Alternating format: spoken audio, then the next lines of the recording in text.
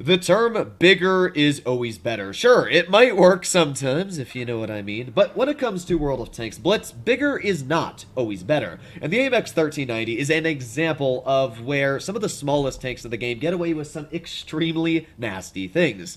Now, the 1390 is a clipper. It's a French auto-loading light tank. And this vehicle, as it says in the title, carries a 90mm armament. It is able to get out 3 shells, 675 damage, in a matter of 5 seconds, which is pretty quick. It's got decent DPM at 2044, pretty good aiming time, and fantastic dispersion. It is an extremely deadly clipper at that. And when we compare this vehicle to even some of the other light tanks, it is just dwarfed on the size. This tank is 4.5 feet wide, it's about 12 feet long, and it's about 5 feet tall. And those are real life dimensions. This is one compact tank. In fact, the average mid-sized vehicle, SUV, or just car is about the same size as a tank. Yeah, pretty insane when you think about it. You probably had to be pretty short to drive one of these in real life. And the craziest part about the AMX 13 series is there are still some of these in service today. So let's see what this tank can do and if it's still strong nowadays in Blitz with the ever so changing meta. Now, I will say that the tank is only strong if you're able to use it in a scenario that does benefit it. Obviously, that is true for every tank, but it's specifically true for very situational light tanks. This vehicle has fantastic camo. It's right behind the LT-432 in a very close second place. The LT-432 is around 35% camo, and this is 34%. So very, very good on the camouflage. And what that means is that you're able to get way into cover, and I mean, look at the size of this tank compared to a Progetto. And that's not a big medium, but I mean, I'm literally half the size of it if you were to do all the surface area. So that's one great thing about this tank. With its fairly accurate autoloading gun, you can get out that big ol' chunky alpha. So yeah, this tank really does clap pretty hard on those cheeks if you're able to get it to. So we got an LEKPZ over here, and we'll get a nice tap into his vehicle, and now I'm going to back in the cover. Now, this tank actually has a very nice reverse speed of around 25 kilometers per hour, which means, yeah, you can very easily get into cover. Oh man, I could have really easily clipped that guy, but I didn't expect him to just kind of drive out in the open. Either way, his vehicle is going to be taken out, and next up, we've got the T-49. So what I'm going to do, well, I'm going to speed is key my way right into this guy. There's one shell. There's 2 shells, and obviously let's get that 3rd shell out as well. And what? Okay, I guess auto aim just said no thank you. But I mean, I'll still take 450 damage. It's pretty big damage if I do say so myself. So we got the AMX M4 off to the side over here. We got the Carnarvon Action 10. What should I do?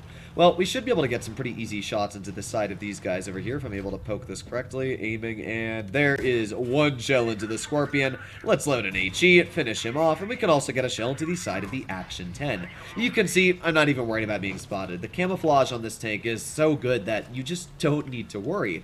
So again, I'm going to use that very good acceleration this tank has, and what am I going to do? Well, which way is this AMX facing? He is facing, oh, he is coming towards this way. So I'm going to back up using that pretty good reverse speed it has, and we're going to hope that the enemy AMX pulls out, which he does. There's 1 shell into the AMX. Let's go for the track wheel, and there's a 2nd shell, and of course, because we tracked him, there's 3 with another tracking shell. So he has just used both of his repair kits, and with that, again, we're just chilling in cover. I mean, you can clearly see where the mobility plus the very small profile of this tank does make it feel just so strong. So now we got the Annihilator here. There is a 191 roll there. There's another 281 making up for that low roll, and boom, another 190 roll there.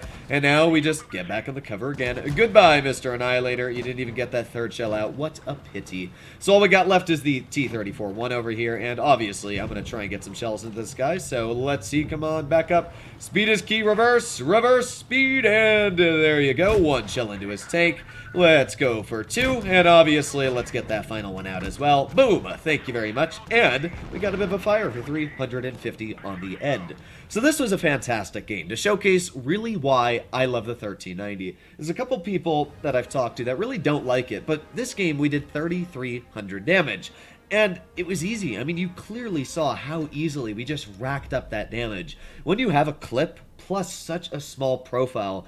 That is what makes a tank like the 1390 amazing, and it's very differentiated from the Batchat, because the Batchat really doesn't get all that much more damage. You're going up 2 tiers. You're going up against tanks that have way more DPM, much more alpha damage, and you're only gaining about 200 damage in your clip. That's really not much. And judging that this vehicle's premium is upwards of 260 millimeters of pen, you actually don't even have bad pen. I mean, you can easily cut through tier 9 heavy tank frontal armor. I know personally from experience yesterday, you can cut right through an E75's lower plate with your premium shells.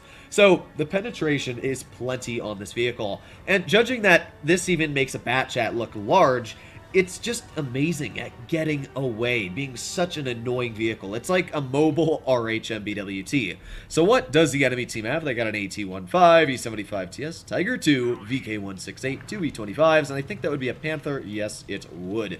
You know you've played Blitz for a long time when I can literally read the entirety of an enemy lineup just by looking at the pictures. Pretty sad.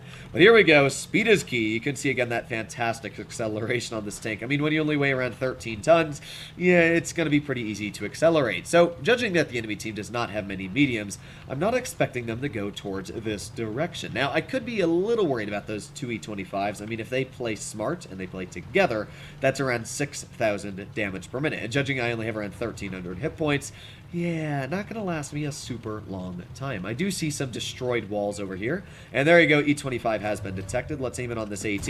There's 1 shell into the side. Let's go for 2. And with that, that's already 465 damage. And again, we just back up. I mean, that's one of the great things about autoloaders, is you have the ability to use a clip. So when I'm not shooting, I just reload. I gain DPM. We're going to drive away from where that AT was, and we're going to continue on flanking. So here we go. Speed is key.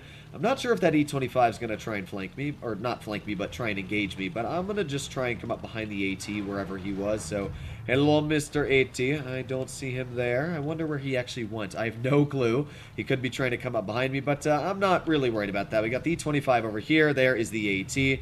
And is that guy going to poke it? I don't know, honestly. We got the E75 TS off to the rear, and there's a Panther.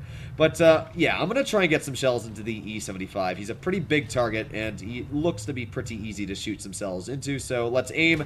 There you go. 1 bounce on the side of his vehicle, but that's why we got premium shells, right? So there's 1 pen, and there is 2 pens. Another 400 damage racked up for our vehicle. Now, as you can see, our camo is pretty good. I mean, this AT, he had to drive all the way out in the open to spot me, and now I'm just going to drive away, wasting more of his precious time.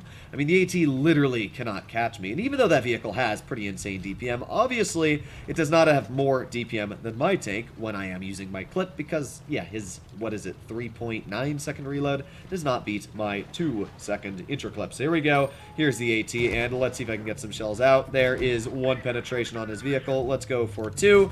Well, we didn't pen that one, but we can go for 1 on his weak spot, and, ooh, I don't know where the heck that shell went, but not where I wanted it to. I'll put it like that. So what am I going to do? Well, we're going to do the old switcheroo technique. So I'm going to pretend like I'm driving this way, and we're just going to turn around when I'm getting around to this corner. So let me get over here. Let me get ready. Come on, get undetected. There you go. Beautiful. And now we drive this way. We're going to use our speed, because obviously speed is key. Let's keep going. Come on. Speed, speed, speed. Let's keep going. Speed. Go, go, go. And we should be able to get onto the side of this AT. There's 1 shell into the side. There's 2 shells. And obviously, let's get that 3rd shell out. Boom. Another 237. And all I got to do now is make sure I get behind his tank. And, I mean, this is the end of the poor AT. Yeah, obviously, while mobility is very, very strong, and the AT may have very good DPM, you can't use your DPM if you got a front-mounted gun.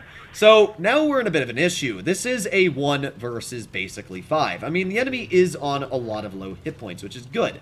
There are a lot of easy clears here, but I have to be extremely careful, because my Sturmil, he needs to pen these shells, or this is game over. So here we go. The Sturmil did at least penetrate 1 shell, and yeah, this is not very good for my team.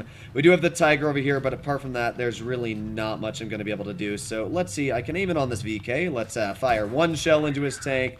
Let's go for a 2nd, and let's go for 1 more, obviously. Let's load in another premium. And there you go. We have lowered, which was one of the super healthy tanks, now to a 1 clip. The vehicle I really need to clear is the enemy E-25. Obviously, that vehicle has an incredibly strong gun, as we went over, and I gotta be very cautious, because if I end up running into an E-25, it's not gonna go very well for me. So what am I going to do? Well, I'm gonna drive over towards this way. We're gonna see if we can get some shells maybe through the rails. Hello, is there anybody here? Hello, there you go. We got the Tiger 2 spotted. We have an E-75 TS. Let's aim it on his tank. There you go. One nice penetration. Let's aim it on his turret, and a miss. Oh boy, we are out of premium shells, and we got hit by the E-25. I'm not exactly sure where his tank is, but you can clearly see they are spraying me with shells, which is not what I want. Clearly not what I want. So I'm going to drive away. I'm going to drive very far away. Try and conserve some of my hit points. It's not just the E-25. Oh, the E-75 TS killed himself. That is perfect for me. I'm not going to complain. That's one less tank I need to deal with. Now, in a scenario like this, I have the issue of, well, there's 4 tanks, and there's only 2 minutes left. I need to clear the E-25, the Panther, the VK, and the Tiger 2 in a matter of that little time. So here's the Panther right out in the open. Now, one thing I will say is a big downside of this tank is the gun elevation, and that was a big ol' miss from me there. Let's get one shell into his vehicle, and let's try and get one more out. There you go, finishing off the Panther. And now we're going to drive away. Now the Tiger, he is obviously in a very big bad boy tank. But thankfully, because he's bad at driving as well, we are able to get to the side of his vehicle here. Perfect. And now we're going to try and penetrate some shots. So there's one shell into the Tiger. Let's go for 2. And I'm going to save the last shell in my tank for the enemy E-25-1. I want to make sure that I have the clear on his vehicle.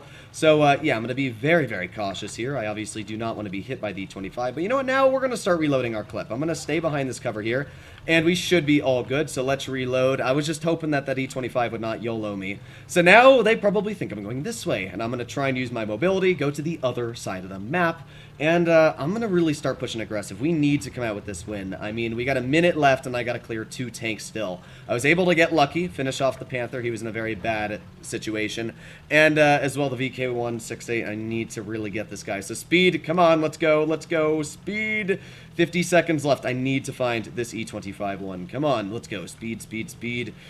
He was last over here, as we know. I got sprayed by him quite a bit. There's the E-25. Yes, beautiful. Okay, now I need to clear this guy, obviously. This is the main tank I do need to take out. So I'm just going to use my mobility. We're going to try and get a shell right into his tank. And come on, keep going. Speed is key. Let's finish him off. Beautiful shot. And now we got the VK168. There's one shell into his tank. And let's load in one more on his lower plate. There you go, a 1 versus 5 in the AMX 1390 with 3,608 damage. This is why I love the tank.